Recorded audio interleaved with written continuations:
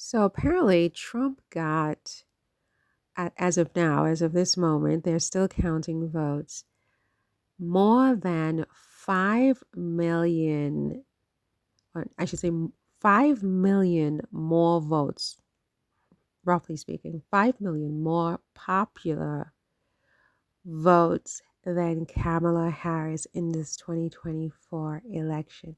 That's a lot of people. That's a lot. I mean, 5 million people. Can you even fathom where do you fit 5 million people? It's not in a stadium. 5 million people, 5 million more Americans voted for Trump over Kamala Harris. This is just voluminous speech. This is saying something really, really. It's just saying what I said from the very beginning of this podcast. I mean, go back to the first video I made. She can't win. I was right. I mean, I'm not going to say I told you so, but I'm saying I told you so. And I think the Democrats deserved to lose. They deserve to lose because these are educated people, they're experienced people. They live in the real world, I assume. And they basically set Kamala Harris up to be the fall guy for this election because they ought to have known, and they did know, the most of these people, that she cannot beat Trump. She cannot beat Trump. Now, I blame her too because, I mean, the finger pointing begins, and then she's going to be blamed for the rest of history for the next 4 years, right? She should have never allowed herself to be put in this impossible position. But I think her ambitions got the better of her. And I think I talked about this word ambition the minute she accepted Joe Biden's endorsement for the role. I knew she had been set up. I knew she had been set up.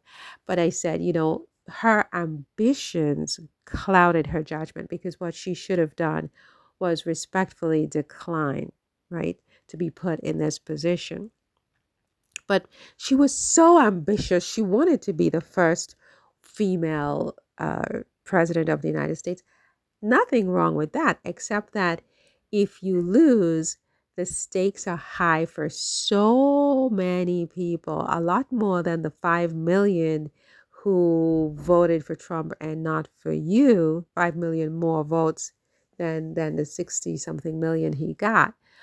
And so you needed to, keep your ambitions in check because, look, ambition is a wonderful thing if the consequences only impact you. When the exercise of your ambition can have negative consequences for other people, especially a situation like this, a context like this, millions and millions of people, for God knows how long this is going to ricochet and impact the lives of generations of people. When your ambitions, when the exercise of your ambitions could negatively impact the lives of other people, this is when you have to check your ambitions and make sure that they make sense. I said that from the beginning, and I got a lot of hate uh, emails for it, not emails, but comments, hate comments, because people don't want to hear the truth. People don't want to hear the truth, right? Kamala Harris, there was no way she could have won no matter what she did. They're going to tell you it was about the economy, this, that, and the third. It's not true. It's who she is versus who Trump is. What she is versus what Trump is. That's what the deciding factor was. Had they put a different candidate in the same position as Kamala Harris, who was packaged differently, the outcome would have been different. And they were set up to do it. They were set up to do it. It was a classic Trump move, right? I understand Donald Trump. I understand him on a level, and I don't know why. Maybe it's because he's a Gemini and I'm up to all of them at this point, right? once burned by a Gemini, you understand how they think.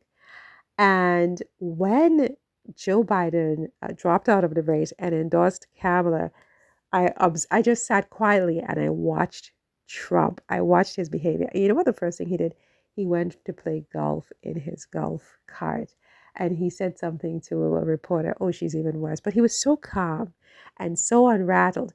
And after that, he rumbled a little bit, but I'm just listening for true outrage, true rage about Kamala being the candidate, even though she was getting all these big rallies, even though this, that, and the third. I just kept watching Trump. How is Trump really reacting to Kamala's candidacy? Trump was completely unruffled. Trump knew that he now had it in the bag. The Republicans and Trump and his team wanted Biden to drop out, but they pretended not to. Quite often, people like Trump think counterintuitively. If you want to know what they're really thinking, look at the opposite of what they're saying and doing, right? So they set Biden up to think that they didn't want him to drop out, but they wanted him to drop out, right? So he would do the opposite, right? They act like they didn't want it. They didn't want the very thing that they do want. That's a classic Trump Gemini move, right? He thinks counterintuitively. But the thing is that it's Kamala Harris's ambitions that really, at the end of the day, was the real problem, Many, many millions of people were excited, genuinely excited. Some were fake, some pretended to be excited, but some were genuine. But it was her who needed to be astute enough to to shelve her ambitions for this particular title of being the first female president of African and Indian descent and whatever other first that she would have been, to realize there's no way I can win this election. And if I lose, the consequences are so stark, they are so grave, right?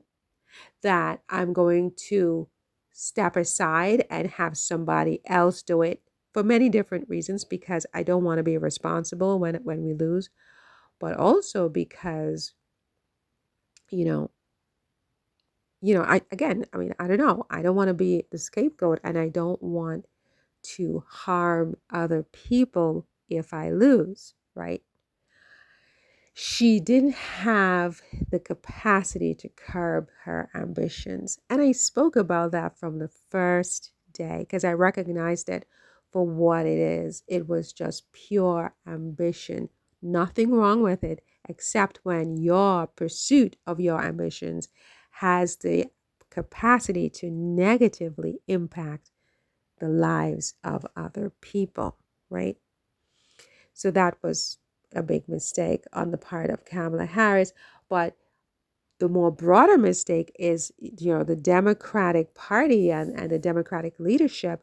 And first of all, not insisting on, I don't know, putting other candidates in the fray and having the voters vote on it, choose somehow. Okay, she was the vice president. But the fact that the president stepped aside did not mean automatically or constitutionally. I don't think there's anything in the Constitution that says then the vice president would step up and it would be only the vice president. I think that constitutionally an argument could have been made that the field could have been opened up, have a few debates among the top contenders, and have the voters do some kind of a selection process, voting so that they are invested and in the candidate. They're excited. They choose the candidate. They did not choose Kamala. Biden handed it to Kamala, right? There's that, right? So again, 5 million people, 5 million vote. Trump won 5 million more popular votes than Kamala Harris. I mean, this is a huge rebuke of her candidacy, right? Millions of people couldn't imagine her as their leader.